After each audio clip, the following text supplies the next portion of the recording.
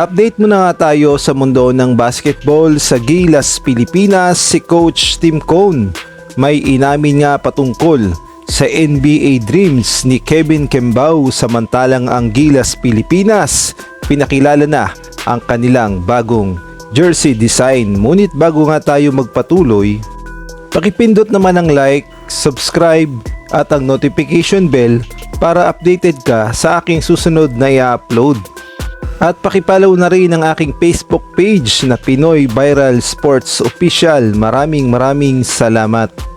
Nagsalita na nga itong si Coach Tim Cone kung ano nga ba talaga ang totoong status ni Kevin Kembao sa kanyang NBA journey at NBA dream. Alam naman nating lahat na marami talaga ang nalungkot dahil sa kabila nga ng pagpupursige ni Kevin Kembao na makakuha man lang ng spot sa roster ng Sacramento Kings ay bigo nga siya at hindi nga siya napabilang sa Sacramento lineup para sa NBA Summer League. At ang mas nakakalungkot pa, kahit sa ang NBA team ay wala nga ang kanyang pangalan. Kaya naman marami talaga ang nalungkot dahil hindi man lang nabigyan ng pagkakataon si Kevin Kembao na makapaglaro sa NBA Summer League.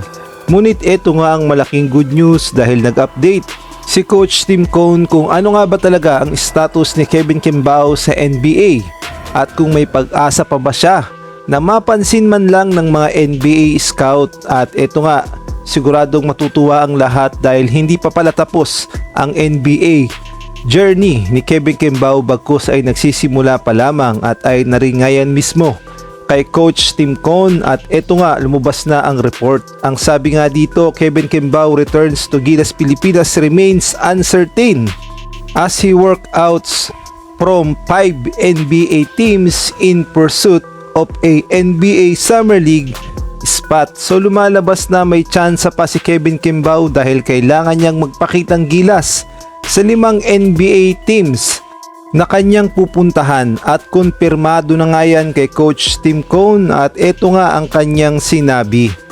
I've been in communication with KQ. He's got a workout with 5 NBA teams on the 11th.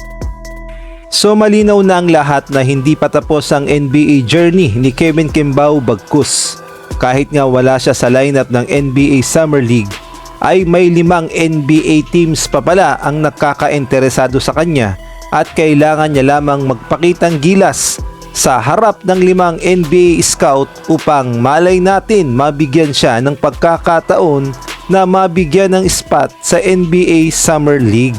At kung kayo naman ang tatanungin sa pinapakitang performance ni Kevin Kembao, sa tingin nyo sa 5 NBA teams, may magka-interest kaya at mabigyan siya ng spot sa NBA Summer League? Maaari kayong magbigay ng komento sa comment section.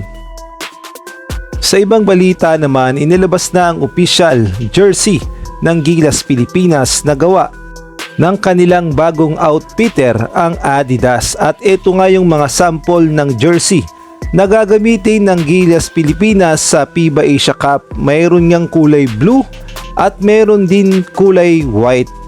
At kung kayo naman ang tatanungin sa tingin nyo sa bagong jersey at sa bagong outfitter ng Gilas, Pilipinas na Adidas, maganda ba ang kanilang nagawang jersey para sa Gilas? Maaari kayong magbigay ng komento sa comment section.